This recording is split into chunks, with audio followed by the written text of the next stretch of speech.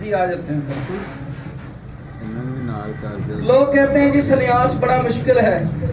मैं हर स्टेज पे आगे कहता हूँ सन्यास कोई मुश्किल नहीं। सन्यास जितना आसान काम दुनिया में कोई नहीं, अगर कोई समझ जाए तो। मेरे पापा जी कहते थे कि बेटा कच्ची चीजों से जिसने काम नहीं लिया वो पक्की से नहीं ले सकता जिंदगी में।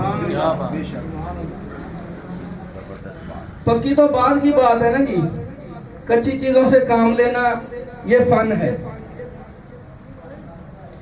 दूसरी बात ये है, बाबा जी कहते थे कि बेटा कभी नुस्खे के पीछे मत भागना।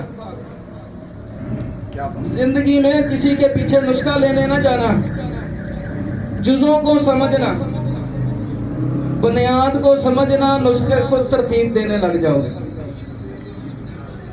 तो जिसने जुज़ समझे हैं, जिसने बुनियाद समझी है, जिसने नुस्खे की बंड समझी है, ये बंद हो